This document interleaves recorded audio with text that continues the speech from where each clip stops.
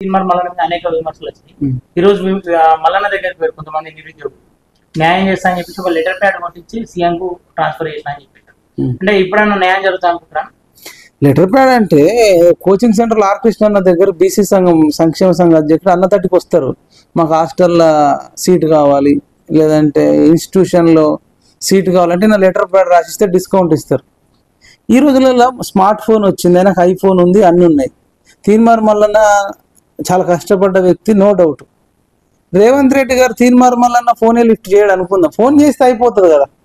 సరే ఏదో మీటింగ్లో ఉంటాడు, మీటింగ్లో ఉంటే పిఏ ఫోన్ లిఫ్ట్ చేస్తాడు. డిఎస్సి ఆస్పిరెంట్లు నా దగ్గరకు వచ్చినారు చాలామంది, నాకు వీళ్ళు చెప్పేది న్యాయం అనిపిస్తుంది కాబట్టి సీఎం గారిది పలానా మీటింగ్ అయిపోగానే నాకు ఒక్కసారి చెప్పండి నేనే ఫోన్ చేస్తా అని పిఏకి చెప్తే పిఏ లిఫ్ట్ ఒక అర్ధ గంటకో గంటకో 2 గంటలకో 3 గంటలకో 4 గంటలకో సాయంత్రానికో రిటర్న్ కాల్ చేస్తాడు. చేసిన తర్వాత ఏంటి చెప్పు మల్లన్న అంటాడు. మల్లన్న అంటే నేను సార్ మీకు టైం ఇవ్వాలా నిరుద్యోగుల కోసం, ఎందుకంటే మీరే అన్నారు 30 లక్షల మంది నిరుద్యోగులు కలిస్తేనే ఇలా కాంగ్రెస్ పార్టీ ఏర్పడ్డదని చెప్పారు, మరి కేటీఆర్ ఏమో యూట్యూబ్ ఛానల్ అంటుండు, మీరేమో నిరుద్యోగులు అంటారు. ఇక్కడ మనం ఏం చెప్తున్నాం అంటే యూట్యూబ్ ప్లస్ నిరుద్యోగులు ఈ రెండింటి కలిపి వల్లనే కాంగ్రెస్ ప్రభుత్వం వచ్చింది. వచ్చినప్పుడు మరి మనకే నిరుద్యోగుల కోసం 30 లక్షల మంది జీవితాలకు సంబంధించిన అంశం మీద తీన్మార్ మల్లన్నకు 30 నిమిషాలు ఒకవేళ సీఎం రేవంత్ రెడ్డి టైం ఇవ్వకపోతే అంటే ఇక బతుకుండి అంటే బతుకుండి అంటున్నా ఆ పదవి ఉండి అసలు లేని కిందికి అయిపోతుంది. అది తీన్మార్ మల్లన్న అవమానించినట్టు అవుతుంది. లెటర్ రాయడం అంటే గతంలో లెటర్లు రాసేది, పోయి తీసుకుపోయి ఇచ్చేది, చూసేది. కానీ ఇప్పుడు బోడుప్పల్ నుంచి జూబ్లీహిల్స్ పెద్దమ్మ గుడి కాడికి 20 నిమిషాలు లేదంటే 30 నిమిషాలు. ఆయన కారు కూడా ఉంది, కారుకు డ్రైవర్ ఉన్నాడు, లోపల పెట్రోల్ కూడా ఉంది. ప్రాబ్లం ఏంది? పోనీ నేను పోగానే మరి ఫ్లైట్ ఎక్కి ఢిల్లీకి పోతుండా, ఇప్పుడు ఇప్పటికీ 17 సార్లు ఢిల్లీకి పోయిండు అంటారు. ఒకవేళ 2-3 రోజులు అక్కడనే ఉన్నా మల్లన్న కూడా ఫ్లైట్ టికెట్ కూడా డబ్బులు ఉన్నాయి, ఎందుకంటే ఆయన ₹1 కోటి ఆస్తే గవర్నమెంట్కి రాసిచ్చిండు. మరి అట్లాంటిది శంషాబాద్కి వెళ్ళి చిన్న ఇప్పుడు దీనికి ఏమన్నా అంత ఏముండదు, మనం ఎమర్జెన్సీలో కూడా బుక్ చేసుకొని కూడా వెళ్ళి ఒకవేళ ఢిల్లీలో ఉంటే మరి మీకు తెలవాలి. ఇప్పుడు సీఎం ఢిల్లీలో ఉన్నాడా హైదరాబాద్లో ఉన్నాడా మీరు చెప్పండి. ఢిల్లీలో ఉన్నాడా హైదరాబాద్లో ఉన్నాడా సీఎం? అంటే ఢిల్లీలో ఉన్నాడు హైదరాబాద్లో ఉన్నాడో కూడా కన్ఫ్యూజన్ ఉంది, ఎందుకంటే ఎప్పుడు ఎక్కడ ఉంటాడో తెలియదు. 17 సార్లు అంటే అందరికింత డౌట్, 17 సార్లు 6 నెలల్లో పోయిన సీఎం ఎవరు లేరు. ఒకవేళ ఢిల్లీలో ఉన్నా ఒకవేళ అక్కడనే 2-3 రోజులు ఉండే పరిస్థితి ఉందనుకుందాం, సీఎం గారు ఇమీడియట్గా తీన్మార్ మల్లన్న ఫ్లైట్ బుక్ చేసుకొని వెళ్ళి కన్విన్స్ చేసి ఒప్పిస్తేనే ఆయనకు విలువ ఉంటుంది. ఇక నా తప్పు లేదని ఈయన లెటర్ రాసి ఇచ్చిన నా పని అయిపోయింది కదా అంటే గనక మరి మీకు విలువ లేనట్టు. పని కాకపోతే విలువ లేకపోతే మరి రిజైన్ చేసి వచ్చి నిరుద్యోగులతో ఉద్యమం చేస్తే ఆయనకు మళ్ళీ మంచిగా నీరాజనాలు బలుకుతారు అని నేను చెప్తాను. గతంలో కేసీఆర్ కి కూడా ఫోన్ చేసిన మల్లన్న ఇలా రేవంత్ రెడ్డికి ఫోన్ చేస్తలేడు అంటే నిరుద్యోగులను వాడుకుంటున్నట్టే. అవును, మరి ఇప్పుడు ప్రతిపక్షంలో కేసీఆర్ ఉన్నాడు, ఆయన అరవీర భయంకరుడు అని అప్పుడు అందరికి తెలుసు. ఆయన ఫోన్ లిఫ్ట్ చేయడం తెలుసు, ఆయన ఫోన్ చేసినావు లిఫ్ట్ చేయలేడని చెప్పినావు. మీరు కూడా రేవంత్ రెడ్డి గారికి కూడా మార్నింగ్ న్యూస్ లో చేయండి, లిఫ్ట్ చేయకపోతే లిఫ్ట్ చేస్తలేడని చెప్పండి, కలవకపోతే కలుస్తలేడని చెప్పండి. కానీ మల్లన్న నుంచి ఎక్స్పెక్ట్ చేస్తారు నిరుద్యోగులు. అయితే నేను గ్రౌండ్లోకి వెళ్ళినప్పుడు నేను ఎక్స్పెక్ట్ చేస్తలేను, ఆయన మాట్లాడితే మాట్లాడుకొని లేకపోతే నాకు సంబంధం లేదు. నిరుద్యోగులు అయితే గ్రౌండ్లోకి వెళ్ళినప్పుడు తీన్మార్ మల్లన్న మాకు 1 నెల రోజులు మీరు పుస్తకాలు పక్కకు పెట్టండి, నిరుద్యోగులంతా గ్రామాలలోకి వెళ్ళండి, మీరు నెల రోజులు కష్టపడితే మీరు అనుకున్నవన్నీ కూడా మేము నెరవేరుస్తాం అని చెప్పి మల్లన్న కూడా మార్నింగ్ న్యూస్లో ఒక్కసారి కాదు 10 సార్లు అనౌన్స్ చేసిండు. కాబట్టి బాధ్యత తీసుకోవాల్సిందిగా మేము తీన్మార్ మల్లన్నని విజ్ఞప్తి చేస్తాం. నెల రోజుల నుంచి స్టూడెంట్స్ కొట్లాడితేనే ఈ రోజు కూడా జీవో నంబర్ 55 ప్రకారం 1:50 ఇస్తాం, 1:100 సాధ్యం కాదు అని చెప్తున్నారు. మరి అంటే ఈ రకంగా చూసుకుంటే మళ్ళీ రేపు మళ్ళీ వీళ్ళు ధర్నా అంటున్నారు, బంద్లు అంటున్నారు. అసలు వీళ్ళు అనుకున్న డిమాండ్స్ నెరవేరుతాయా?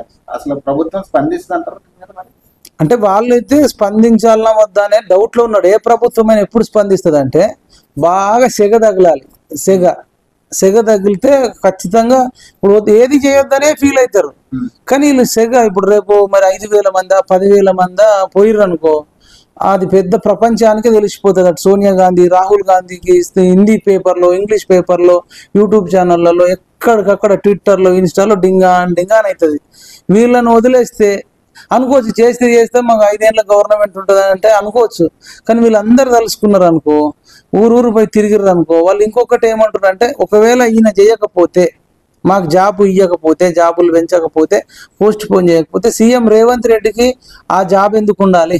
మేము డైరెక్ట్ జంతర్ మంతర్కి వెళ్ళి రాహుల్ గాంధీని, సోనియా గాంధీని కలిసి ఈయన సీఎం పదవి నుంచి తీసేయండి, నిరుద్యోగులకు సాయం చేయనోడు ఈ పదవిలో ఉన్నా ఒకటే లేకున్నా ఒకటే అని అడుగుతామని వీళ్ళు అంటున్నారు. వాళ్ళు ఒకవేళ ఆ డిమాండ్కి వెళ్తే మేము కూడా వెళ్తాం.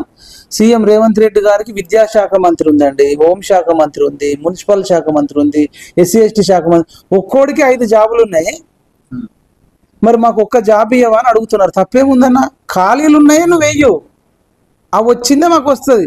ఈవెన్ 4 జాబులు ఇప్పుడు మన డిఎల్ గురుకులలో డిఎల్ వచ్చింది, జేఎల్ వచ్చింది, పీజీటీ వచ్చిన వాళ్ళు కూడా రెండింటికి రిజైన్ చేసి ఒక జాబ్కి పోతురు. కానీ ఈయనకు మాత్రం 5 జాబులు, 4-5 జాబులు ఉన్నాయి. ఇది ఎక్కడనో మరి నాకైతే అర్థం కావట్లేదు. అదే రేవంత్ రెడ్డి గారు, మీరు విద్యాశాఖ మంత్రిని తొందరగా నియమించి ఆ విద్యాశాఖ మంత్రి వీళ్ళు చూసుకుంటారు. నువ్వు అన్ని ఆగడబడ్డట్టు, అన్ని అంత దురాశ ఎందుకు నీకు, అన్ని కోరికలు ఎందుకు? అప్పుడు మనం కుటుంబ పాలన, కవితకు పదవి అన్నాము, కేటీఆర్కు పదవి, కొడుకు అన్నాము, అల్లుడికి పదవి అన్నాము, సడ్డకుడు కొడుకు పదవి అన్నాము, ఆయనకు పదవి, ఒకటే ఇంట్లో 5 పదవులు అన్నాం. మరి నీకు ఒక్కోడికి 5 పదవులు ఉన్నాయి కదా అని నిరుద్యోగులు అడుగుతున్నారు. సమాజం అంతా గమనిస్తుంది. ఆయన అవన్నీ పదవులు తీసేసి ఒక్క ముఖ్యమంత్రి ఉంచుకోవాలి. వీళ్ళు నిజంగానే చెప్తున్నాండి. నేను ఏమంటున్నానంటే, వీళ్ళన్ని డిమాండ్లు నెరవేర్చని నేను గుడ్డిగా మాట్లాడాను. పిఎంఆర్ టీవీ ఛానల్ నుంచి కానీ, తెలంగాణ నిరుద్యోగ రక్షణ జేఏసీ నుంచి కానీ రేవంత్ రెడ్డికి ఏం చెప్తున్నామంటే, చర్చలు జరపాలా. ఫస్ట్ ఆఫ్ ఆల్ బాధితులకు రెస్పెక్ట్ ఇవ్వాలి.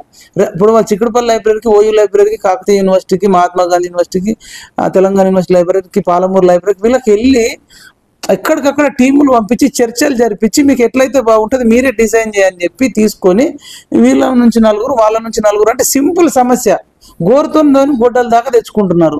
అసలు నిరుద్యోగుల కోసం, నిరుద్యోగుల తరపున ఏర్పడ్డ ఈ ప్రభుత్వము, ప్రతి ఇంట్లో ఒక నిరుద్యోగి ఉన్నాడు. అసలు నాకు ఏం పని ఉందో నాకు డౌట్ వస్తుంది. 17 సార్లు నిరుద్యోగులను గాలికి వదిలేసి 17 సార్లు ఎందుకు పోతుండు? అసలు ఆయనకి ఏం పని? 17 రోజులలో ఇప్పటికీ కూర్చోవాలి కదా. సీఎంఏ విద్యాశాఖ మంత్రి ఎందుకు చేయట్లేదు నేను అడుగుతున్నా. మీ అన్ని ఛానళ్ళ ద్వారా, మీడియా ముఖంగా నేను అడుగుతున్నా. ఇప్పుడు మీరు అన్నారు కదా, అన్న నువ్వు అప్పటి లెక్క ప్రశ్నిస్తలేవు అని ఇప్పుడు ప్రశ్నిస్తున్నా. ఈ ఎక్కడ నెగ్గాలో కాదు రేవంత్ రెడ్డి, ఎక్కడ తగ్గాలనో తెలుసుకో. నేను ఇప్పుడు తగ్గినంత మాత్రాన నీకేం తప్పేం కాదు. నిరుద్యోగులు నిన్ను మళ్ళీ లవ్ చేస్తారు. తెలంగాణ పులి బిడ్డ మరవబోదు ఈ గడ్డ అన్నావు, కానీ తెలంగాణ పులిబిడ్డను మరవబోతుంది ఈ గడ్డ. నిరుద్యోగులు మరవబోతున్నారు, అది నీకు అర్థమైతలేదు. కావాలంటే నువ్వు ఇంటెలిజెన్స్ తెప్పించుకో.